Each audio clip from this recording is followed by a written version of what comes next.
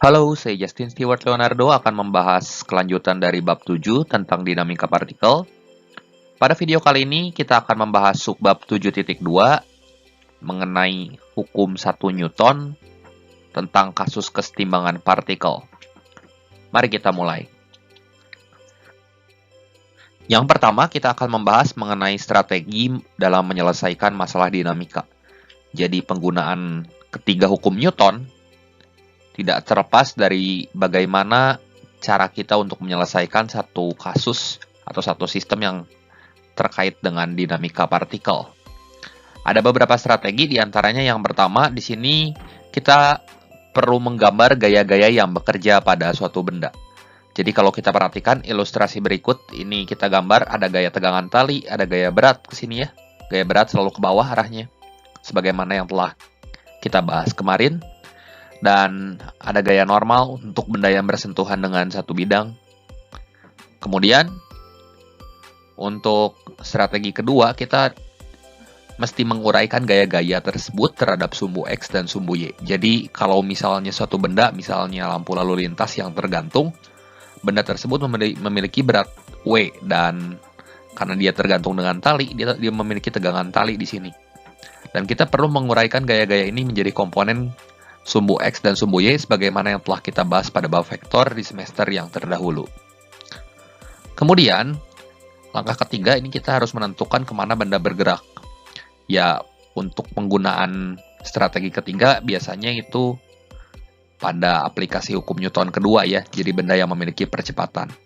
Nah, sebagai contoh misalkan benda bergerak searah sumbu X, maka kita dapat menuliskannya dengan sigma fx sama dengan m kali a. Jadi kasusnya benda bergerak gitu. Dan gaya-gaya yang searah dengan gerakan benda itu kita kasih tanda positif. Nah, kalau bendanya diam terhadap sumbu X, maka sigma fx-nya sama dengan 0. Atau ini di gambar ini benda yang bergerak ke arah sumbu Y ya. Jadi orang dalam lift ini ketika liftnya naik atau liftnya turun, di sini memiliki gaya berat. Jadi orang dalam lift ini dianggap sebagai satu sistem partikel gitu ya. Dan ada gaya normal juga di sini. Kemudian ada gaya angkat lift, seperti itu. Kita bisa menggunakan hukum Newton kedua untuk menyelesaikan soal ini, yang akan kita bahas pada video yang berikutnya nanti. Kemudian strategi keempat, kita harus menyelesaikan sistem persamaan yang terbentuk. Jadi setelah gaya-gayanya kita uraikan, kita harus membuat suatu sistem persamaan, sehingga kita bisa mendapatkan nilai gaya yang diinginkan. Langsung saja kita mulai ke contoh soal. Yang pertama, misalnya di sini ya, sebuah benda berbentuk bola bermassa 15 kg digantung pada beberapa tali sehingga membentuk posisi seperti pada gambar berikut ya. Nah, apabila sistem dalam keadaan diam, maka hitunglah gaya tegangan tali T1 yang ini dan gaya tegangan tali T2. Untuk contoh-contoh kasus yang akan kita bahas di sini adalah contoh kasus berkaitan dengan penggunaan hukum 1 Newton. Nah, perhatikan massa benda yang tergantung di sini adalah 15 kg, sehingga kita dapat menuliskan gaya beratnya itu adalah massa kali gravitasi, yaitu 15 kali 10 sama dengan 150 Newton. Dan syarat suatu sistem dalam keadaan setimbang itu resultan gaya untuk komponen sumbu Y-nya 0 dan resultan gaya untuk komponen sumbu X-nya juga 0. Kemudian di sini kita harus menguraikan gaya-gayanya sebagaimana strategi yang tadi kita bahas. Perhatikan, yang jadi objek atau fokus kita itu adalah titik di mana tiga tali terhubung di sini. Dari sini kita bisa menggambar vektor-vektor gaya atau menguraikan vektor gaya yang tidak searah sumbu X atau sumbu Y menjadi searah sumbu X dan searah sumbu Y. Nah, sebagai contoh seperti T1 ini ya. T1 ini, dia akan membentuk sudut 45 derajat terhadap titik yang ini. Terhadap titik ini. Dan karena ini sudutnya dalam berseberangan, maka ini 45 derajat, tentu ini pun akan jadi 45 derajat ya. Seperti itu. Sehingga kita bisa tuliskan, untuk arah sumbu X-nya itu adalah T1 cos 45 derajat, dan untuk arah sumbu Y-nya adalah T1 sin 45 derajat. Kemudian, bola tersebut memiliki gaya berat yang arahnya ke bawah, dan ditahan juga oleh tali T2 yang ini, tali T2 ini. Sehingga untuk arah sumbu X, yaitu sumbu yang horizontal, itu ada T2 dan ada T1 cos 45. Untuk arah sumbu Y ada T1 sin 45 dan ada W di sini. Jadi ketika gayanya sudah kita uraikan, gaya T1 ini kita anggap tidak ada, seperti itu. Untuk komponen yang sumbu Y, ini kita bisa tuliskan, untuk arah ke atas saya tetapkan positif. Boleh untuk arah ke bawah tetapkan positif, asal untuk arah sebaliknya kita harus menetapkan arah negatif. Menetapkan tanda negatif maksud saya. Kalau arah ke atas saya tetapkan positif, jadi saya tuliskan T1 sin 45 derajat minus MG sama dengan 0. Atau dengan kata lain di sini nilai dari T1 kali sinus 45 derajat itu akan sama dengan gaya beratnya. Karena ia seimbang. Kemudian untuk komponen yang sumbu Y, sumbu X-nya di sini T1 cos 45 derajat, ia akan sama dengan T2-nya di sini. Atau kita tulis T1 cos 45 derajat kurang T2 sama dengan 0. Jadi kita bisa hitung di sini, MG-nya kita substitusi, ya 150 Newton dari ketiga persamaan berikut, 1, 2, 3. Kalau kita selesaikan, nanti kita akan peroleh nilai T1-nya adalah 75 kar 2, dan nilai T2-nya adalah 75 Newton. Jadi ini tinggal diselesaikan saja, substitusikan ketiga persamaan ini sehingga kita peroleh nilai T1 dan T2-nya. Kemudian kita lanjut untuk contoh soal yang kedua. Sebuah balok bermasa 25 kg digantungkan pada dua tali yang masing-masing membentuk sudut 37 derajat dan 53 derajat. Nah, jika sistemnya setimbang, hitunglah gaya tegangan tali T1 dan T2. Sebenarnya kasus seperti ini telah kita bahas pada bab vektor di semester yang lalu ya. Namun kali ini kita akan bahas bagaimana cara menguraikan komponen-komponen gayanya. Karena massa benda yang tergantung ada 25 kg, maka kita tuliskan nilai W-nya itu adalah M kali G, yang sama dengan 250 Newton. Kemudian, syarat kesetimbangan adalah komponen gerak arah sumbu Y dan komponen gerak arah sumbu X-nya harus 0. Dan yang jadi fokus itu adalah titik sambung dari tali ini. Titik sambung yang ini ya, titiknya. Seperti itu. Dan karena ini 53 derajat, maka di sini pun akan 53 derajat. Kemudian karena ini 37 derajat, maka di sini juga akan 37 derajat. Ini 90 derajat. Pada bab vektor yang terdahulu kita pernah membahas menggunakan aturan sinus, aturan segitiga yang sinus. Namun pada bab ini kita akan belajar bagaimana cara menguraikan komponen gayanya. Nah, kita uraikan komponen gayanya seperti ini. Perhatikan dulu untuk T1 di sini. T1 yang warna ungu ini membentuk sudut 37 derajat di sini. Hingga sebagai akibat saya urai ke arah sumbu X jadi T1 cos 45, T1 cos 37 derajat dan T1 sin 37 derajat ke arah sumbu yang Y. Kemudian kita perhatikan juga T2 di sini. T2 yang warna biru ini. Yang warna biru ini ya tentu akan membentuk sudut di sini sudut 53 derajat ya. Ke sini. Kemudian karena yang membentuk sudut 53 derajat, kalau kita uraikan ke arah sumbu X ini jadi T1 T2 cos 53 derajat dan ke arah sumbu Y-nya jadi T2 sin 53 derajat. Nah, kita perhatikan di sini. Ketika sudah diuraikan gaya-gayanya di sini, maka T1 yang warna biru dan T2 yang ini itu dianggap tidak ada karena gaya-gayanya sudah terurai ke arah komponen sumbu X dan sumbu Y.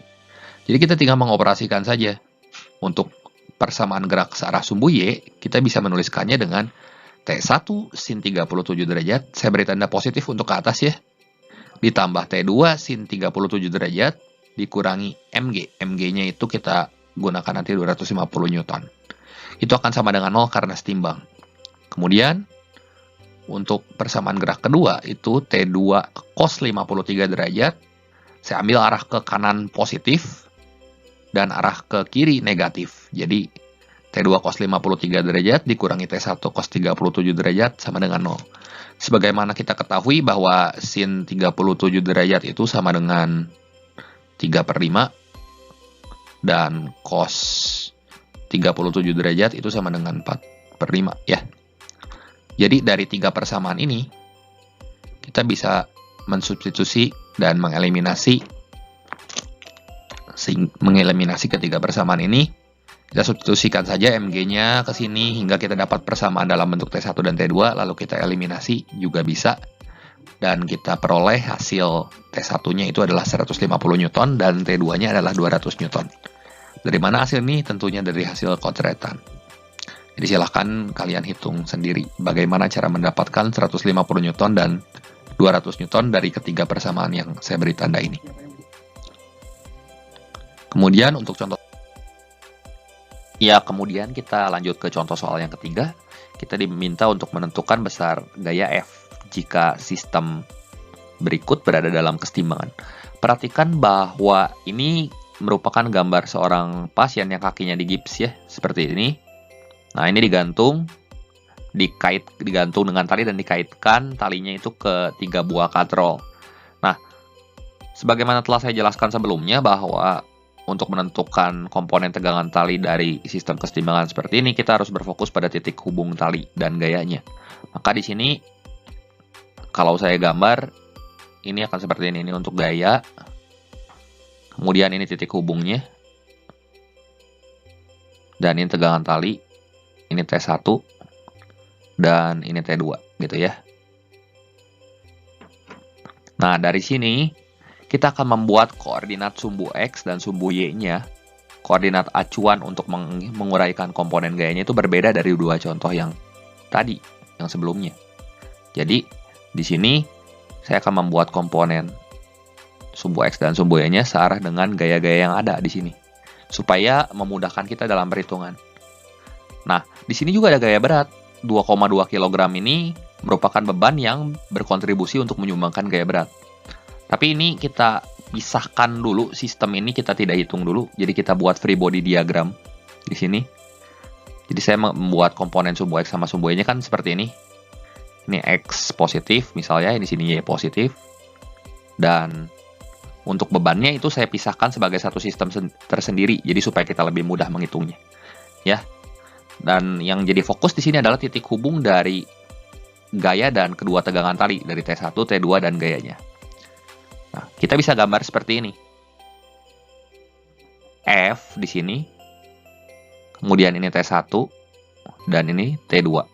T1 ini diuraikan sama saya ke sumbu X-nya di sini. Jadi T1 cos 35 derajat. Dan ke sumbu Y-nya jadi T1 sin 35 derajat ke atas. Untuk T2 di sini saya uraikan. Jadi T2 cos 35 derajat ke kanan dan T2 sin 35 derajat ke bawah. Seperti itu. Dan kita bisa menuliskan komponen gaya-gaya yang bekerja searah sumbu Y itu mestilah 0. Karena syarat kesetimbangan adalah baik sigma Fx maupun sigma Fy itu mestilah sama dengan 0. Seperti itu, ya. Kalau harus 0, berarti kita tuliskan komponen gaya untuk arah sumbu Y itu adalah T1 sin 35 derajat. Sin 35 derajat yang mana? Yang ini tentunya ya. Arah ke atas dan arah ke bawah. Jadi saya tulis T1 sin 35 derajat dikurangi T2 sin 35 derajat. Ini mestilah sama dengan 0. Dia setimbang. Kita abaikan dulu sistem yang ini. Sekali lagi ya, kita abaikan dulu. Dan kemudian untuk komponen gaya yang bekerja searah sumbu X di sini. Setelah kita uraikan, ini jadi T1 cos 35 derajat ke kanan dan T2 cos 35 derajat ke sebelah kanan juga. Jadi di sini ada gaya-gaya yang bekerja di sini. T1 diuraikan, saya gambar warna hijau nih di atas. T1 cos 35 dan T2 cos 35 derajat. Ada 3 gaya yang bekerja. Yang pertama ada F di sini. Dan ada T1 dan T2 yang telah diuraikan ke sumbu X positif. Jadi kalau kita tuliskan di sini, ini saya hapus lagi aja supaya lebih mudah melihatnya. Nah, komponen gaya yang bekerja searah sumbu X yang pada gambar yang kedua ini, lihat ini ada T1 cos 35 derajat. Dia searah dengan T2 cos 35 derajat, makanya tandanya positif. Namun berlawanan arah dengan F, jadi tandanya negatif. 1 cos 35 tambah T2 cos 35 kurangi F sama dengan 0. Kemudian, persamaan komponen Y itu akan memberikan T1 sama dengan T2 sama dengan T. Jadi yang minus T2 sin 35 ini pindah ke ruas ke sebelah sini. Seperti itu. Jadi kita peroleh T1 sama dengan T2, ini akan sama dengan T, gitu ya.